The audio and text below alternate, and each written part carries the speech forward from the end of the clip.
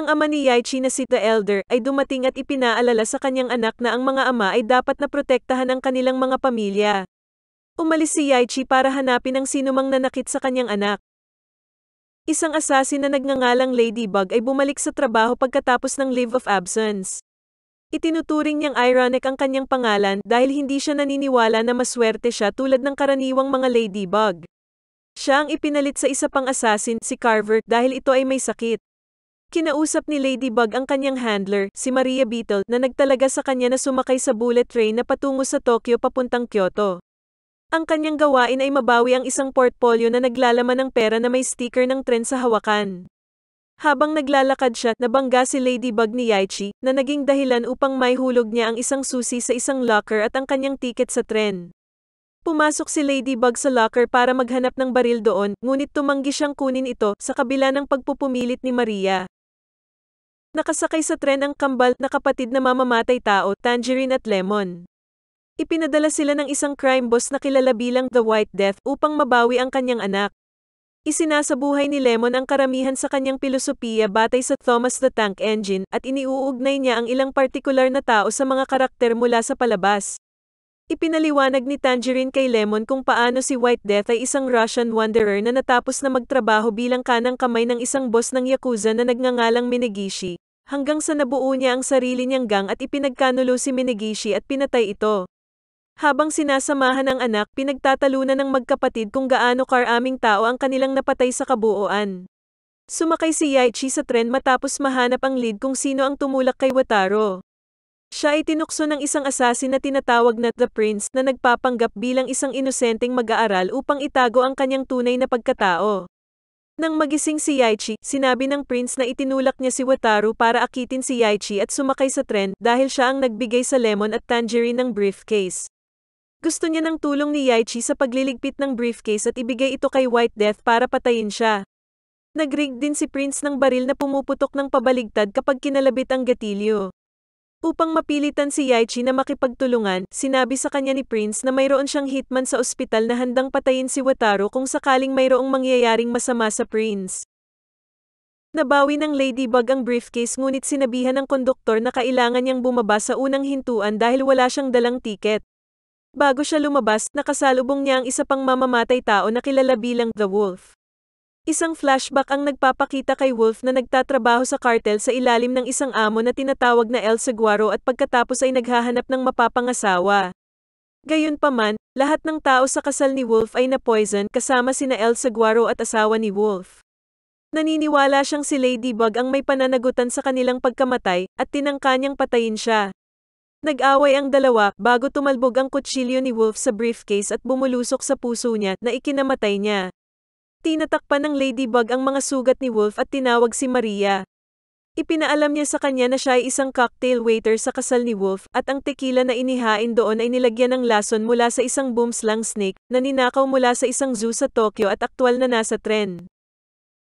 Natuklasan ng Lemon at Tangerine na nawawala ang portfolio at ang anak ay na-poison hanggang sa mamatay. Tinakpa nila ang kanyang muka at nilinis ang dugo bago umalis upang hanapin ang Ladybug. Nagtagpo si Ladybug at si Lemon, nakilala siya mula sa isang trabaho sa Johannesburg. Nag-away sila kasama ang Ladybug na sinusubukang i-disarm si Lemon. Sa huli ay natamba ng Ladybug si Lemon at binuhusan ng pampetulog ang kanyang bote ng tubig. Pagkatapos ay nagpapalitan ng damit si Ladybug sa isa pang pasahero at muling nakipag-usap kay Maria. Sinabi niya sa kanya na ang isa pang assassin, The Hornet, ay tinanggap ng White Death at nasa tren. Samantala, kailangan munang bumaba ni Tangerine sa susunod na hintuan para makipagkita sa mga goons ni White Death para tiyakin sa kanila na ang trabaho ay naaayon sa plano. Hinanap ni Tangerine si Ladybug at inaway siya sa paniniwalang nilaso ni Ladybug ang anak ni White Death.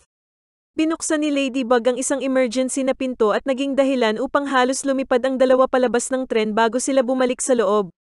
Nakipag-ugnayan si White Death kay Tangerine upang ipaalam sa kanya na kung hindi sila magpapakita kasama ang anak at ang portfolio, papatayin niya ang lahat ng tao sa tren. Tinangka ng dalawa na lokohin ang mga tauhan ni White Death sa pamamagitan ng pagpapanggap bilang magkapatid at paggamit ng ibang portfolio, ngunit aksidenteng nabuksan ito ni Ladybug at napilitang tumakbo pabalik sa tren. Nadatna ni Lemon sina Yaichi at Prince. Niloko ni Prince si Lemon upang barilin si Yaichi, ngunit alam niyang hindi dapat magtiwala kay Prince. Sa kasamaang palad, nainom niya ang tubig na nilagyan ng pampatulog ni Ladybug at nawala ng malay. Binaril ni Prince si Lemon sa dibdib at itinago sila ni Yaichi sa banyo. Mayroon pang isang mamamatay tao na nagngangalang Hornet na nakabalat kayo sa trend bilang isang karakter sa anime bago makipagpalitan ng damit sa concession girl. Ninakaw niya ang boomslang snake mula sa zoo at ginamit ang laso nito para patayin ang kanyang mga biktima, habang ang kamandag ay namumuo ng dugo at pinadudugo ang mga biktima mula sa bawat butas sa katawan. Nilaso ni Hornet ang lahat sa kasal ni Wolf dahil nandoon din siya bilang pastry chef. Nilabanan ni Ladybug si Hornet na nandoon para kolektahin ang kanyang bayad. Sinusubukan niyang idikit sa kanya ang isang hyringilya na naglalaman ng lason. Habang naglalaban natusok ng lason ang Hornet. Sinubukan ni Hornet na mag-inject ng anti-venom, ngunit naagaw ito ni Ladybug sa kanya at pinanood siyang gumigapang palayo upang mamatay. Natagpuan ni Tangerine ang katawan ni Lemon sa banyo at sinubukang sundan ng pumatay sa kanya. Nakipag-usap siyang muli kay White Death na nagsabing binili niya ang bawat huling tiket sa Kyoto kaya kakaunti na lang ang nakasakay sa tren. Hinanap ni Tangerine si Prince at muntik na itong maloko hanggang sa makita niyang nag-iwan si Lemon ng sticker ng karakter na si Diesel mula kay Thomas, ibig sabihin ay alam niyang kontrabida ito. Bago mapatay ni Tangerine si Prince, nakita siya muli ni Ladybug. Si Ladybug na naloko ni Prince inakalang inosente ito at prinotektahan si Prince na nagtapos sa pagbaril ng Ladybug kay Tangerine sa leeg na nag-iiwan sa kanya na Dom Hugo bago niya mabigyan ng babala si Ladybug tungkol kay Prince. Sinubukan ni Ladybug na paalisin si Prince sa tren sa susunod na hintuan, ngunit sadyang nauuto niya ang mga ito, na niloloko siya sa kanyang inosenteng pagkilos. Pagkatapos ay sumakay ang elder sa tren dahil narinig niya si Prince sa telepono at alam niyang may mali sa tren. Umupo siya malapit sa Ladybug at Prince hanggang sa matakot si Ladybug nang dumating ang boomslang snake at kagatin siya. Kinarap ng elder si Prinsipe na naghahanda habang ang kanyang alipors ay naghahanda upang patayin si Wataru. Gayunpaman, naghanda si The Elder para dito at nagkaroon ng sariling assassin na nagpanggap bilang isang nurse, at pinatay niya ang lalaki ni Prince bago niya mahawakan si Wataru. Tumakas si Prince at bumalik si Ladybug. Kinausap siya ng Elder tungkol sa kung paano iniisip ng Ladybug na siya ay malas at iniwan siya ng paniniwala na ang lahat ay nangyayari para sa isang dahilan. Isinalaysay din niya ang kwento kung paano siya naging orihinal na pinagkakatiwalaan ni Minegishi bago sila pinagtaksila ng White Death at nangako siya sa paghihiganti sa White Death para sa pagkamatay ng kanyang asawa. Si Yaichi at Lemon ay nagising. Dahil si Lemon ay nakasuot ng bulletproof vest. Nakaligtas ito sa kamatayan ng binaril ni Prince. Nang makita niyang patay na si Tangerine, nagalit siya at sinubukang habulin si Ladybug, ngunit pinagtulungan sila ni Yaichi at The Elder. Pagkatapos ay sinabi ni The Elder na kailangan nilang magtulungan upang patayin si White Death. Dumating ang tren sa Kyoto habang naghahanda si White Death na sumakay. Kinarap siya ni Prince at nalaman na sila ay mag-ama. Gusto niyang makuha ang atensyon nito dahil pinapabura nito ang kanyang anak na lalaki at tinangka niyang patayin ang sarili gamit ang rig gun. Ang iba ay humarap sa kanya sa labas at kinuha ang portfolio. Habang sinusubukang buksan ng mga goons ni White Death ang rigged briefcase. Ipinaliwanag ni White Death kung bakit nandoon ang lahat ng mamamatay tao sa tren, iyon dahil inayos niya ito gusto niyang maghiganti para sa pagkamatay ng kanyang asawa, na napatay sa isang aksidente sa sasakyan na isang pagtatangkang pagpatay sa kanya. Pinatay ni Lemon at Tangerine ang mga tauhan ni White Death sa isang trabaho sa Bolivia, at binigyan niya sila ng impormasyon tungkol sa iba pang mga asasin. Wala rin siyang pakialam sa kanyang anak na lalaki dahil ang pagtatangka ng kanyang asawa na piyansahan siyang muli mula sa kanyang mga krimen ay humantong sa kanyang kamatayan. Naakit doon si Hornet dahil nilason niya ang surgeon na maaaring magligtas sa buhay ng kanyang asawa. Sa wakas, naniniwala siyang si Ladybug ay si Carver, na nag-orkestra sa pagtatangkang pagpatay. Pinagpustahan niya ang lahat ng mga asasin para sumakay sa tren at patayin ang isa't isa. Nang mabuksang ng goons ang portfolio pagkatapos ay sumabog. Pinaandar ni Lemon ang tren. Tumakbo pabalik si Ladybug at hinabol ito ni White Death at ng kanyang mga goons. Ang Elder ay nakikipaglaban sa White Death sa tren habang ang Ladybug at Lemon ay nakikipaglaban sa mga alipors habang ang tren ay mabilis na umaandar at wala sa kontrol.